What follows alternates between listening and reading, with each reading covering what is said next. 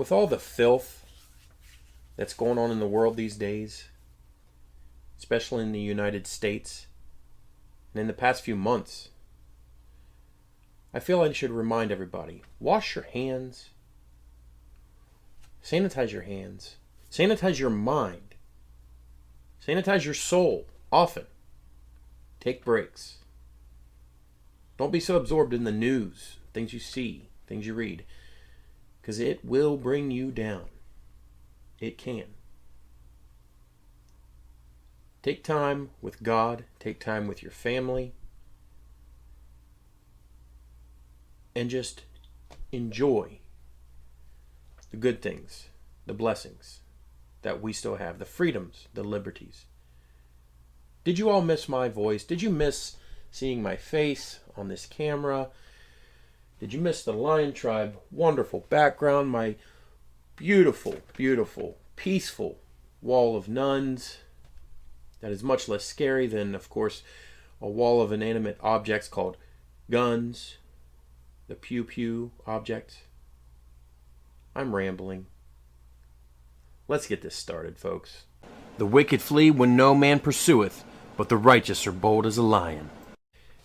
All right, just to remind everybody, as promised, I am going to continue the third and final episode of the three-part series that I'm reading from the American Academy of Pediatrics paper, the policy statement, which is from October 1st, 2018. Reminder, the title is called Ensuring Comprehensive Care and Support for Transgender and Gender Diverse Children and Adolescents. But before I return to that paper, let's hear a word from a liberal who misuses the Word of God to justify baby murder. This matter is deeply personal to me. I recently shared publicly about my own experience navigating a complex miscarriage and the loss of my daughter. As a pro-choice Christian who chose life, this issue is so personal to me. My faith informs my actions, but it doesn't dictate the policy of an entire nation. And further, when I read the scripture, I turn to passages and I'm guided by passages like Jeremiah 1 verses 5, which states, I knew you before I formed you and I placed you in your mother's womb. It doesn't say the government's womb or the speaker's womb. It says the mother's womb. I believe life is precious, but I reject the idea that if I embrace the sanctity of life, I also must be forced to invite the federal government in to regulate it. We must protect families from unnecessary government intrusion into the most sacred and personal decisions of our lives and our children. Wow. First off, let's quickly read the whole verse, what it actually says in Jeremiah chapter 1, verse 5. Before I formed thee in the belly, I knew thee, and before thou camest forth out of the womb, I sanctified thee, and I ordained thee a prophet unto the nations. See, God, in his infinite power, has something called foreknowledge. He knows all things before they happen. Because he has this foreknowledge, he has a plan for every human being that is conceived. Even before they're conceived, he has a plan for them. But we humans, sometimes invent our own frivolous and ludicrous mental and emotional arguments as to why certain human life is less valuable than others. And we trick our own minds into thinking that it's compassion or justice to murder certain human beings. Someone should also tell Representative Schulten that God's order is the highest form of government there is. He created the womb. He created the woman. He created the growing child inside the womb. And he has a purpose for his governing order and that of all mankind. To quote from Isaiah chapter 9, verses 6 and 7, it says, For unto us a child is born, unto us a son is given, and the government shall be upon his shoulder. So the responsibility of governing will be on his shoulder. That was a prophecy, of course, about Jesus. And his name shall be called Wonderful, Counselor, the Mighty God, the Everlasting Father, the Prince of Peace. Of the increase of his government and peace there shall be no end, upon the throne of David and upon his kingdom, to order it, and to establish it with judgment and with justice, from henceforth even forever. The zeal of the Lord of hosts will perform this. Misusing the word of God to justify evil is a serious offense. Deuteronomy chapter 12, verse 32. What thing soever I command you, observe to do it. Thou shalt not add thereto, nor diminish from it. Proverbs chapter 30, verses 5 and 6. Every word of God is pure. He is a shield unto them that put their trust in him. Add thou not unto his words, lest he reprove thee, and thou be found a liar. Personally, I think the congresswoman that spoke those words and used that scripture is very generous in considering herself a Christian, while also being for baby murder. Am I wrong? You tell me. Anyway, let me get on with this paper. Y'all must be on the edge of your seats by now, wondering how the rest of this thing goes. So, the next section of the American Academy of Pediatrics paper is gender affirmation. As youth who identify as TGD, remember that's transgender and gender diverse, reflect on and evaluate their gender identity, various interventions may be considered to better align their gender expression with their underlying identity. Better align their gender expression with their underlying identity. This process of reflection, acceptance, and, for some, intervention is known as gender affirmation. It was formerly referred to as transitioning, but many view the process as an affirmation and acceptance of who they have always been, rather than a transition from one gender identity to another. That last sentence makes absolutely no sense, considering the fact that they accept the premise that transgender folks can swap their genders daily. They can swap their genders weekly, monthly, however they feel. They might feel a boy one day, they might feel asexual 5 days later, they might feel two-spirit a month from now. Accordingly, some people who have gone through the process prefer to call themselves affirmed females, males, etc., or just females, males, etc., rather than using the prefix trans. That's the end of that sentence, sorry. Gender affirmation is also used to acknowledge that some individuals who identify as TGD may feel affirmed in their gender without pursuing medical or surgical interventions. Supportive involvement of parents and family is associated with better mental and physical health outcomes. Gender affirmation among adolescents with gender dysphoria often reduces the emphasis on gender in their lives, allowing them to attend to other developmental tasks, such as academic success, relationship building, and future-oriented planning. So what they're saying here, without meaning to, is that as long as every single person who interacts with a gender-confused youth lies to them like everybody else, they won't have to face reality. Because facing reality puts one at risk for having emotional meltdowns. Like this.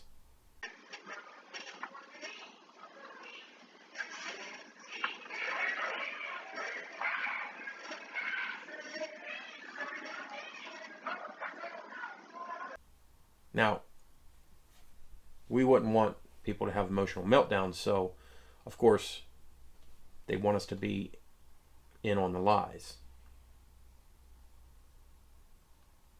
But we need to refuse. All right, continuing. Most protocols for gender-affirming interventions incorporate World Professional Association of Transgender Health. That's WPATH for short. if y'all go down that rabbit hole of looking into that organization, good luck. You're going to need to pray up before you do it. Okay, let me continue.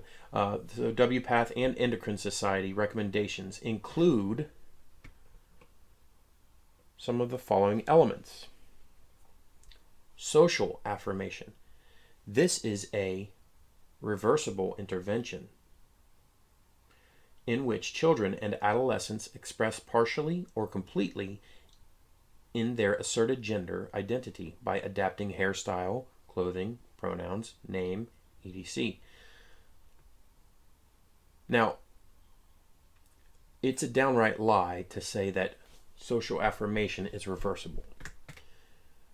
I think I made this point in one of the other videos, but it's because of the fact that once you lie to a child, once you set that lie in their minds, you set that lie in their hearts, and it takes root.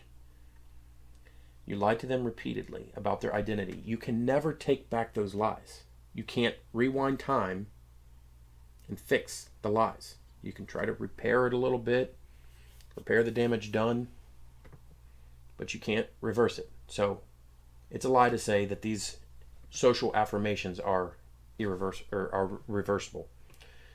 All right, continuing.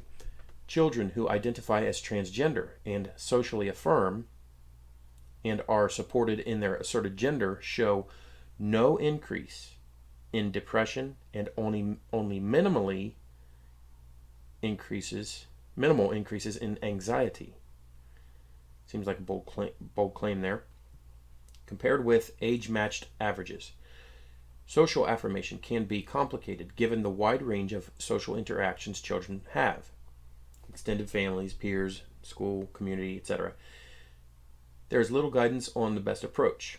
For example, all at once, gradual, creating new social networks, or affirming within existing networks. Pediatric providers can best support families by anticipating and discussing such complexity proactively, either in their own practice or through enlisting a qualified mental health provider. Legal affirmation. Elements of a social affirmation, such as a name and gender marker, become official on legal documents such as birth certificates, passports, identification cards, school documents, etc. The processes for making these changes depend on state laws and may require specific documentation from pediatric providers. Now remember that little bit I just read where the authors say that gender affirmation allows them to attend to other developmental tasks. Researching state laws, filing paperwork, and processing all this can take weeks to months. Those who have learned a little bit about the gender spectrum have likely come across videos or online chats where a trans person claims to have changed from their birth gender to another and then back again, like I just mentioned earlier in the video. They can change it however they feel.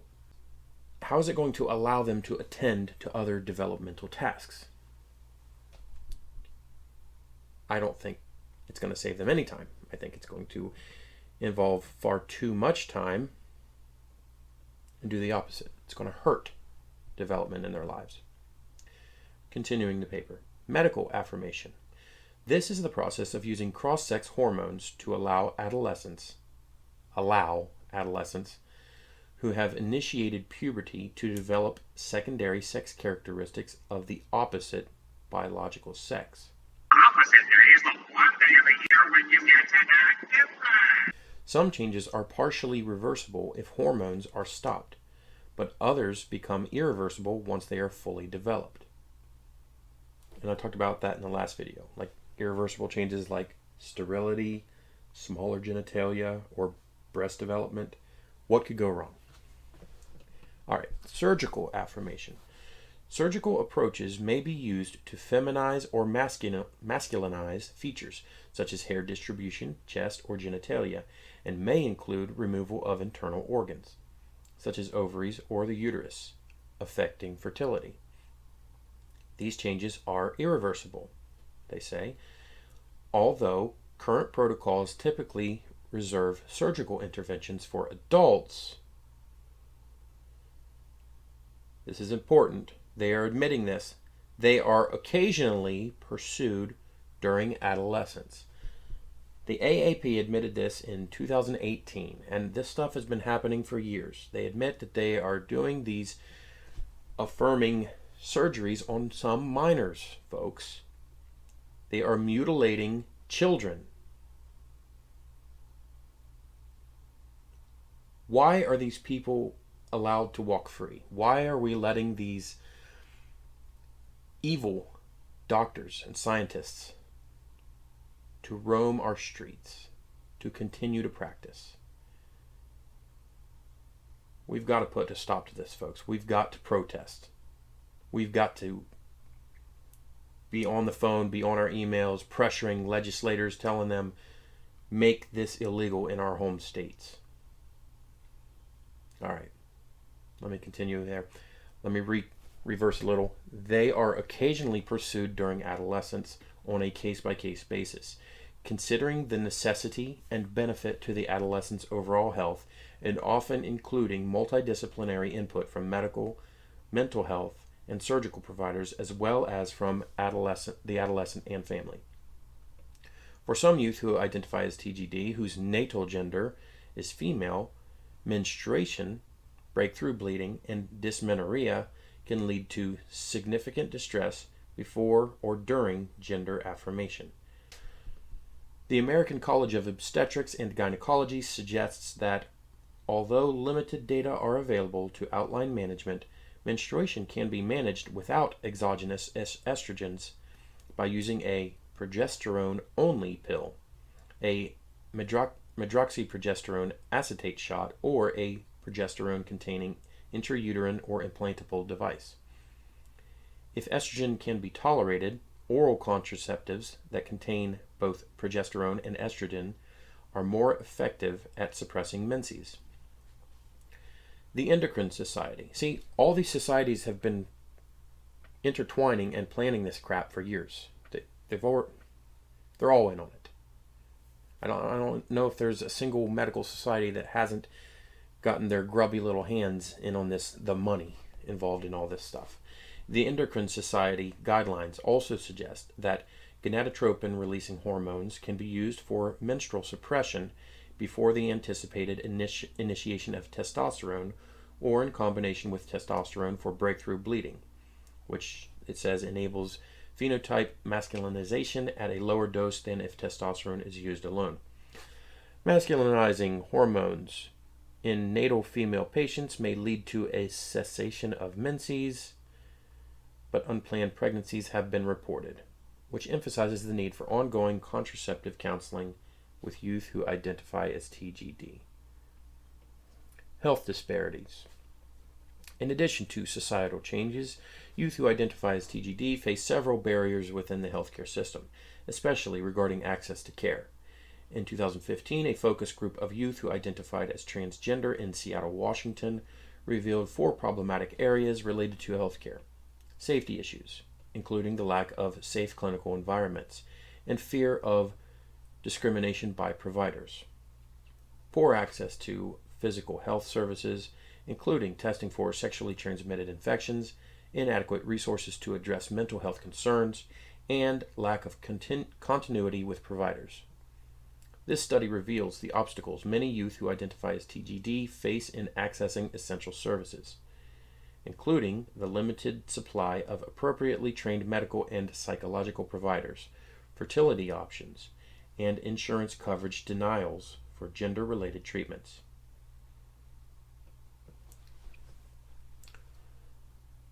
I checked a website called the American Pregnancy Association, and on that website it asks, what is fertility?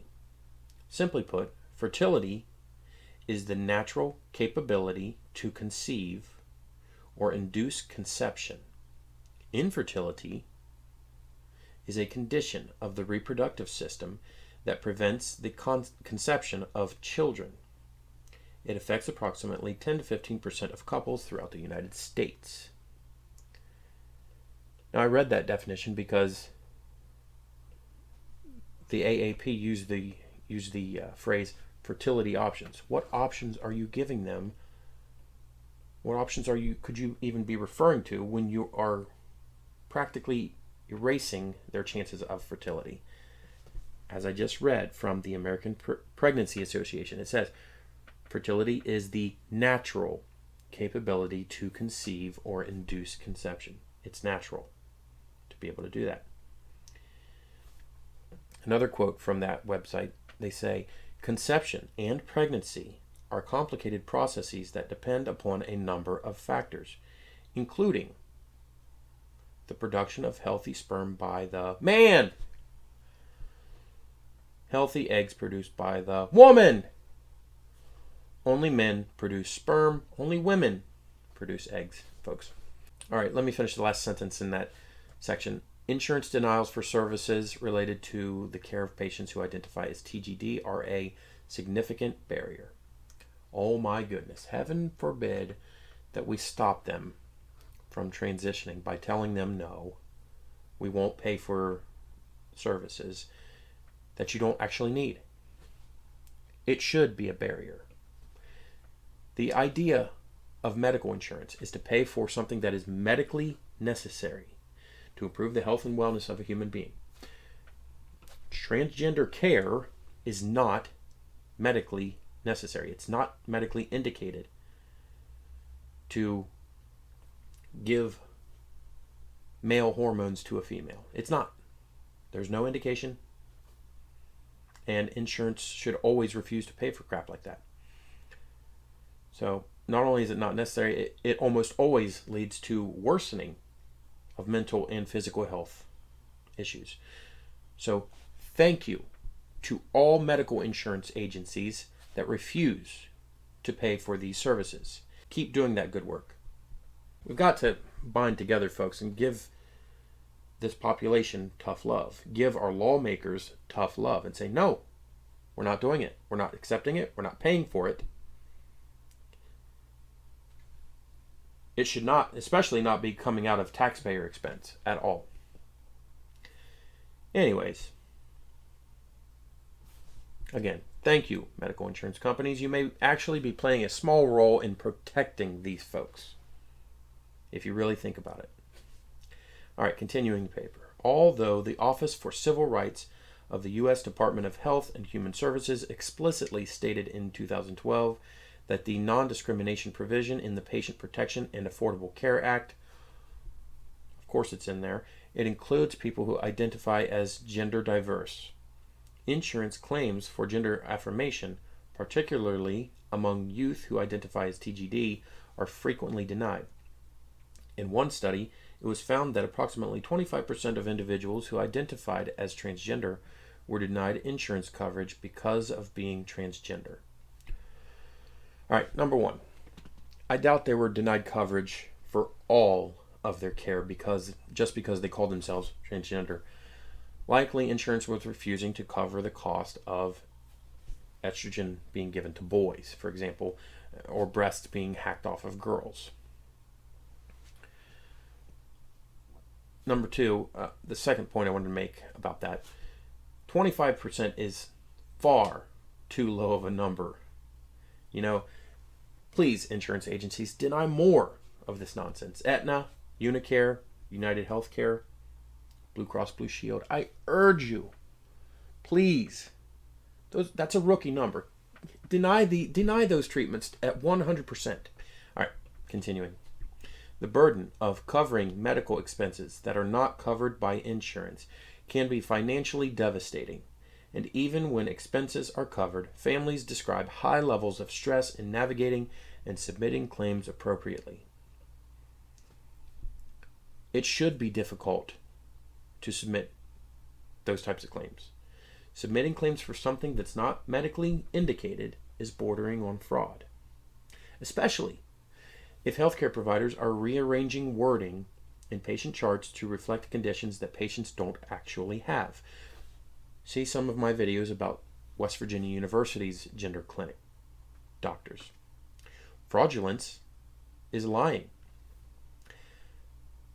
Parents of young kids, if you ever pick up on signs that your children's doctors are woke liberals, you need to be on your toes, because some of these compassionate doctors are more than happy to bend their morals and lie in order to trans your kids. Don't even give them the slightest chance. All right, continuing the paper again. In 2012, a large gender center in Boston, Massachusetts, reported that most young people who identify as transgender were deemed appropriate candidates for recommended gender care. Who were deemed for that were unable to obtain it because of such denials, which were based on the premise that gender dysphoria was a mental disorder. It is not a physical one, and that treatment was not medically or surgically necessary. This practice not only contributes to stigma, prolonged gender dysphoria, and poor mental health outcomes, but it may also lead patients to seek non-medically supervised treatments that are potentially dangerous. Furthermore, insurance denials can reinforce the socioeconomic divide between those who can finance the high costs of uncovered care and those who cannot. Okay. No amount of medical supervision is going to make these immoral treatments and surgeries any less dangerous than what they are. Specifically, because of the fact that they are immoral.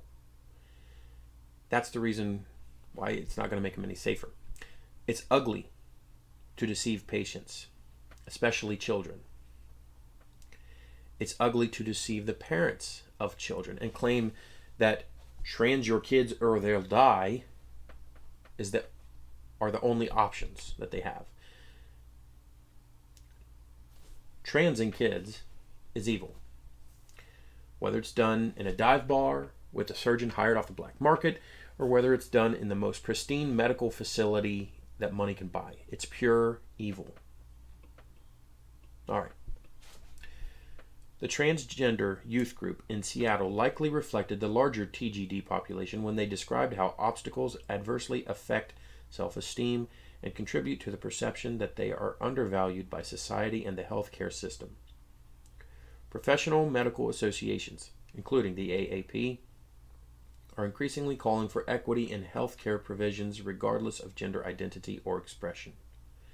There is a critical need for investments in research on the prevalence, disparities, biological underpinnings, and standards of care relating to gender diverse populations. Nope. There's absolutely no need to waste money on this stuff. Pediatric providers who work with state government and insurance officials can play an essential role in advocating for stronger non-discrimination policies and improved coverage. There is a lack of quality research on the experience of youth of color who identify as transgender. One theory suggests that the intersection of racism, transphobia, and sexism may result in the extreme marginalization that is experienced among many women of color who identify as transgender, including rejection from their family and dropping out of school at younger ages, often in the setting of rigid religious beliefs regarding gender. Of course, they're going to mention religion. Increased levels of violence and body objectification, 3 times the risk of poverty compared with the general population, and the highest prevalence of HIV compared with other risk groups, estimated to be as high as 56.3% in one meta-analysis, if I could talk. So, the intersectionality stuff is how liberals try to seal the deal of victimhood here, and when it comes to these subjects. See, if you have a Hispanic trans person and you try to stand against the trans lies, they'll not only label you as transphobic, but also racist, even if you don't mention race at all when you're objecting to the trans lies. They do this to amplify their ability to make you fearful. They want you fearful, and they want you on the defense, thinking that you'll be fired from your job if everyone else thinks you're racist too. Don't fall for that nonsense. Also, just the mental gymnastics of that last sentence that I read off the paper, it's so absurd. they're linking sexism with the marginalization of women of color who identify as transgender. They're actually referring to men. So apparently being sexist against them is a thing to the left now. But more importantly, they're accidentally admitting that sex and gender mean the same thing. They do it all the time, despite all those years of them claiming that those words have different meanings. Returning to the paper. One model suggests that pervasive stigma and oppression can be associated with psychological distress, anxiety, depression, and suicide, and adoption of risk behaviors by such youth to obtain a sense of validation toward their complex identities. Family acceptance.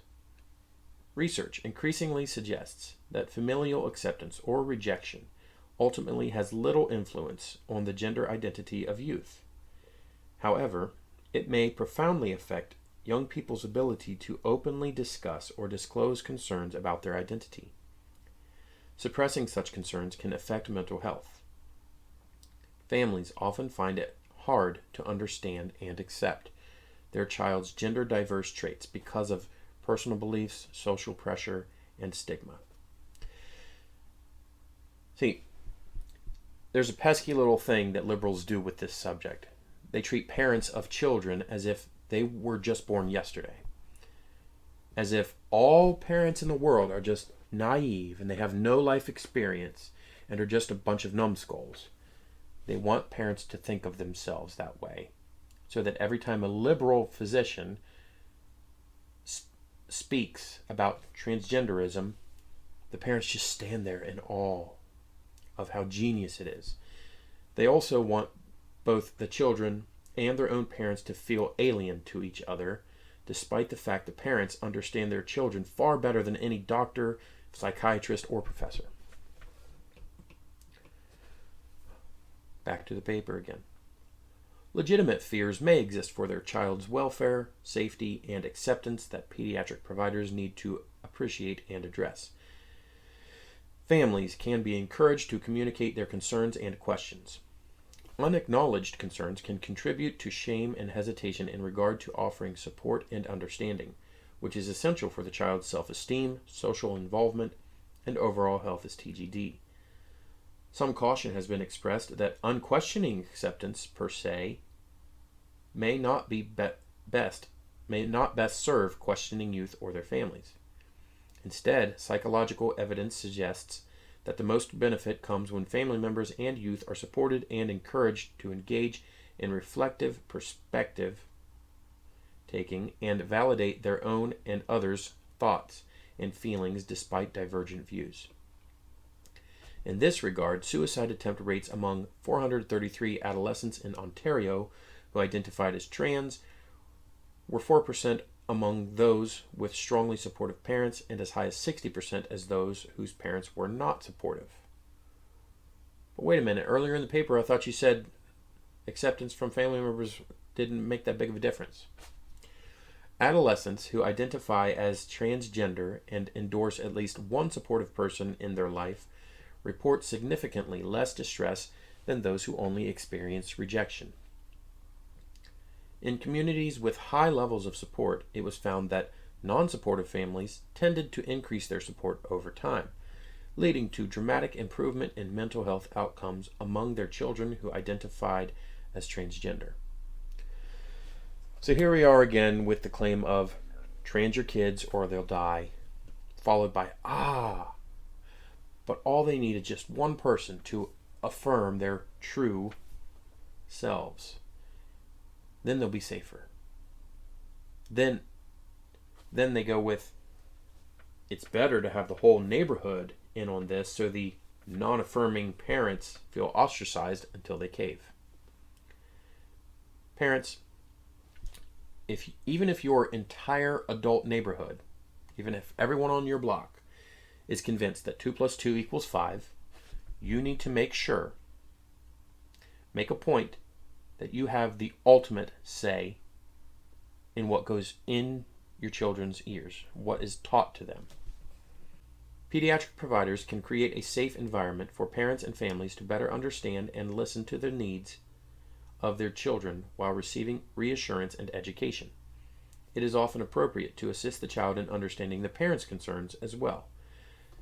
Despite expectations by some youth with transgender identity for immediate acceptance after coming out, family members often proceed through a process of becoming more comfortable and understanding of the youth's gender identity, thoughts, and feelings. One model suggests that the process resembles grieving, wherein the family separates from their expectations for their child to embrace a new reality. This process may proceed through stages of shock, denial, anger, feelings of betrayal, fear, self-discovery, and pride. Of course, parents who feel pressured into this by neighbors, friends, church members, and doctors, of course they're going to feel grief, especially if they're being told that the children that they gave birth to and that they raised themselves, that they no longer exist. Now, as far as the stages of processing this, the only way parents really should react when they hear information like this, they should be shocked that so many grown people have fallen for some of the most ridiculous lies that even second graders could spot. Denial that you yourself will ever fall for those same lies unless, God forbid, you develop dementia or have sudden brain damage by some freak accident. Anger at all the groomers trying to persuade your children that you are wrong and trying to destroy your family unity by sowing mistrust. Feelings of betrayal if any of your closest friends and family ever try this garbage with your kids.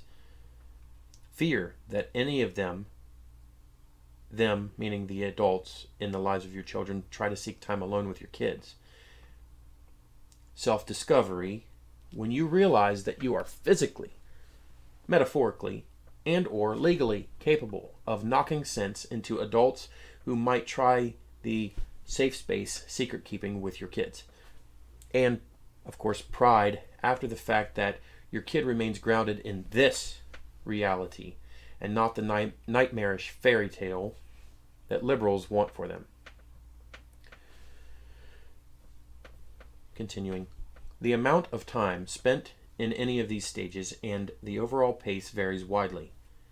Many family members also struggle as they are pushed to reflect on their own gender experience and assumptions throughout this process.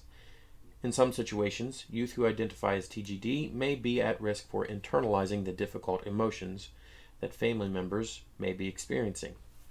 In these cases, individual and group therapy for the family members may be helpful. Family dynamics can be complex, involving disagreement among legal guardians or between guardians and their children, which may affect the ability to obtain consent for any medical management or interventions. Even in states where minors may access care without parental consent for mental health services, contraception, and sexually transmitted infections, parental or guardian consent is required for hormonal and surgical care of patients who identify as TGD.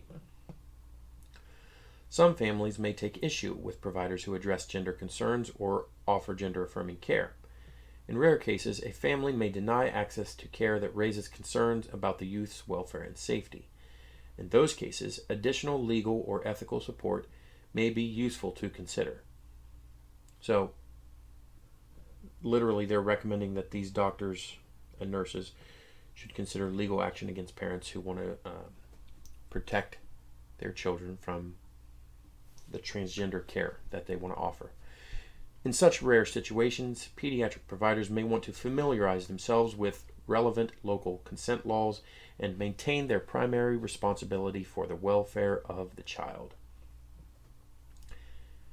Folks, that last part, the legal stuff that they're mentioning, that's a threat. The AAP is telling these physicians that read this article that they should be willing to report parents who deny gender-affirming care. Safe schools and communities. Youth who identify as TGD are becoming more visible because gender diverse expression is increasingly admissible in the media, on social media, and in schools and communities. Yeah, talk about more visible. It's being forced on everybody. It's being pushed everywhere. It's so prevalent that how can they even claim they're oppressed? There's no way they're oppressed because all these social media giants, all these huge, rich companies, the restaurants, clothing agencies, they put out ads in favor of LGBTQ messaging. They're not oppressed.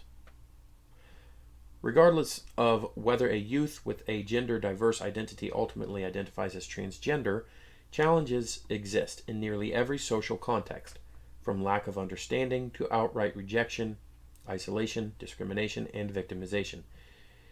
In the U.S. Transgender Survey of nearly 28,000 respondents, it was found that among those who were out as or perceived to be TGD between kindergarten and 8th grade, 54% were verbally harassed, 24% were physically assaulted, and 13% were sexually assaulted. 17% left school because of maltreatment. Education and advocacy from the medical community on the importance of safe schools for youth who identify as TGD can have a significant effect.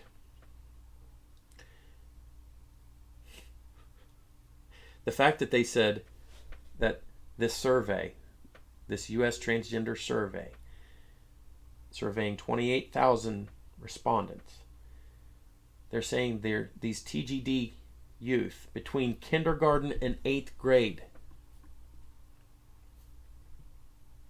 Think about the ages of these kids, 5 to 13? Their kids that young are claiming to be transgender. It's nonsense. Anyways, one of the other points I wanted to make: verbal harassment, bullying, name calling, unearned violence. Those things are terrible, and they should definitely be condemned. They should definitely be followed up with appropriate disciplinary actions.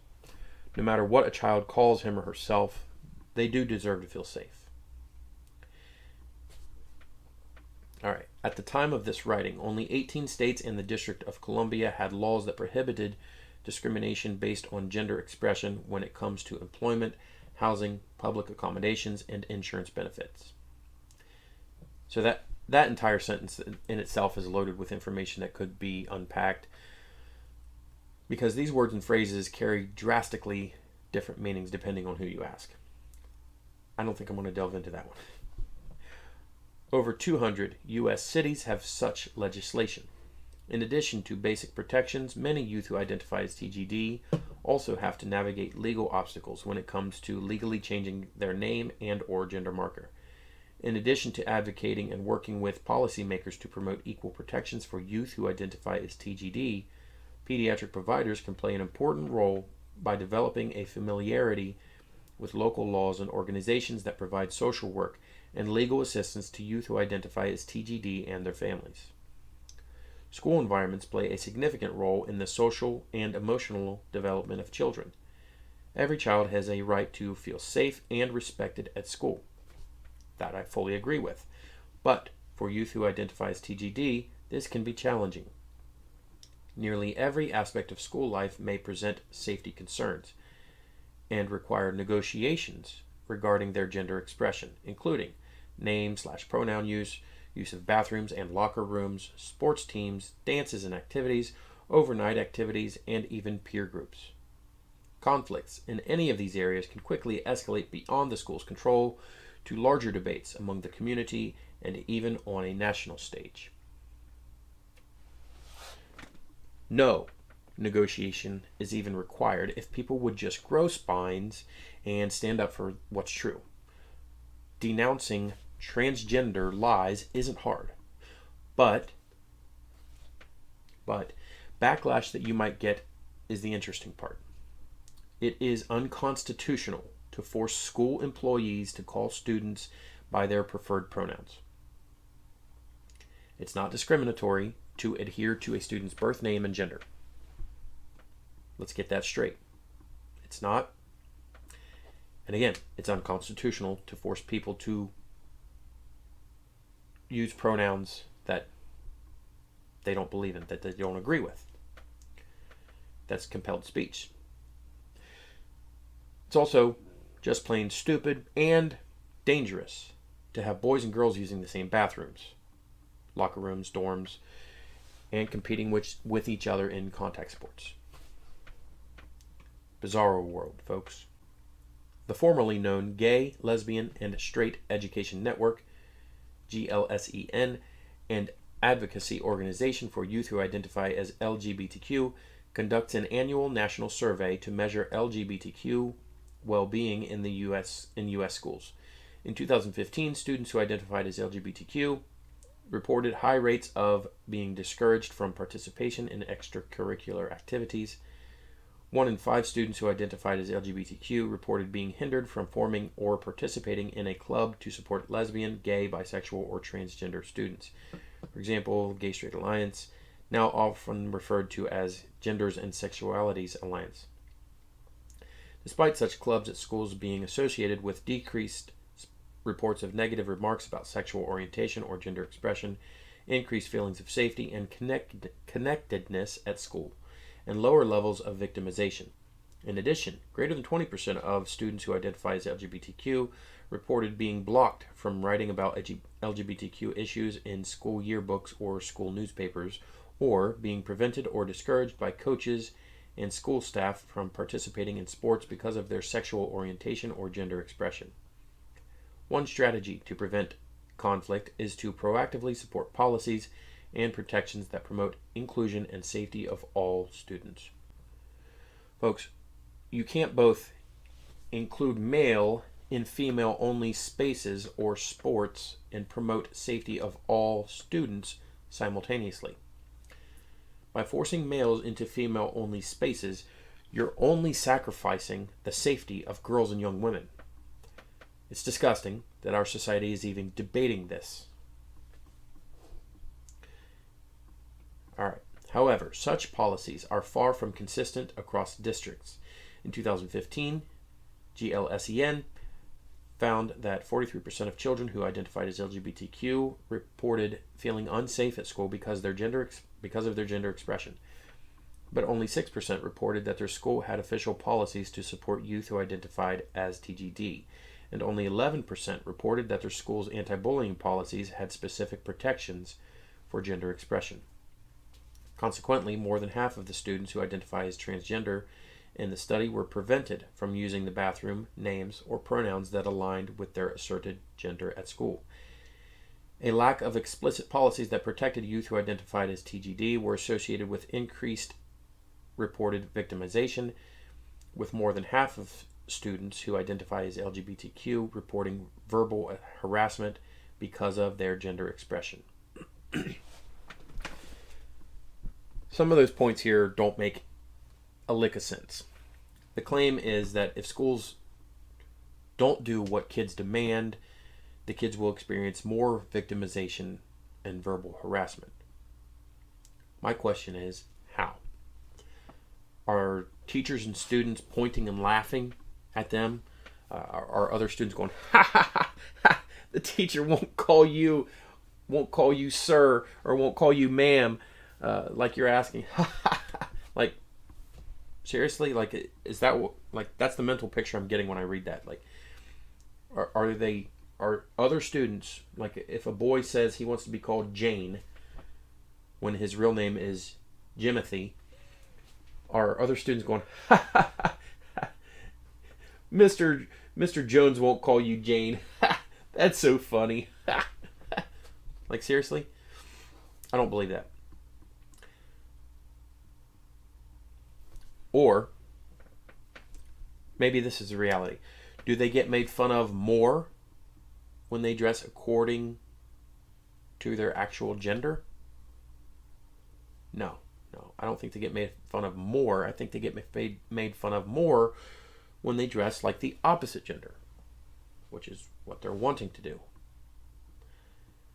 Sounds like absolute malarkey in that part of the paper. I suspect that once again, they're simply accusing teachers and students of verbal harassment simply because they refuse to play along with the charade. educators, and school administrators play an essential role in advocating for and enforcing such policies.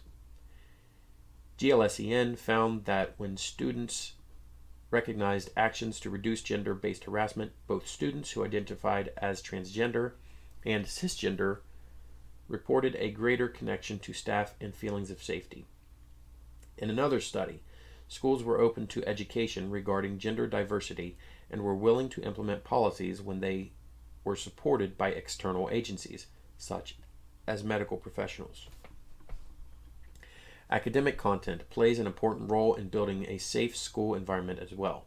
The 2005 GLSEN survey revealed that when positive representations of people who identified as LGBTQ were included in the curriculum, students who identified as LGBTQ reported less hostile school environments, less victimization, and greater feelings of safer, fewer school absences because of feeling unsafe, greater feelings of connectedness to their school community, and an increased interest in high school graduation and post-secondary education. At the time of this writing, 8 states had laws that explicitly forbade teachers from even discussing LGBTQ issues. Last section. I bet y'all are relieved. Medical education. One of the most important ways to promote high-quality health care for youth who identify as TGD and their families is increasing the knowledge base and clinical experience of pediatric providers in providing culturally competent care to such populations, as recommended by the recently released guidelines by the Association of American Medical Colleges. This begins with the medical school curriculum in areas such as human development, sexual health, endocrinology, pediatrics, and psychiatry. In a 2009 to 2010 survey of U.S. medical schools, it was found that the median number of hours dedicated to LGBTQ health was 5, with 1/3 of U.S. medical schools reporting no LGBTQ curriculum during the clinical years. During residency training, there is a potential for gender diversity to be emphasized in core rotations, especially in pediatrics, psychiatry, family medicine, and obstetrics and gynecology.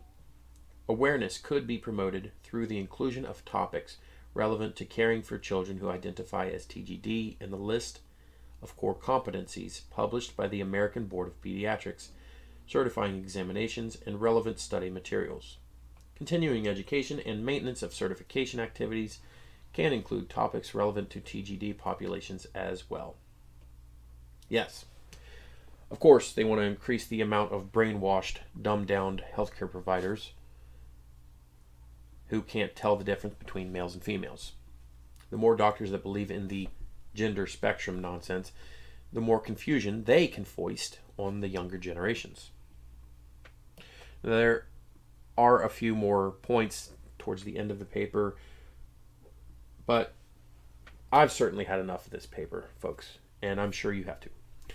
Lest I ramble too much, let me wrap it up by saying this.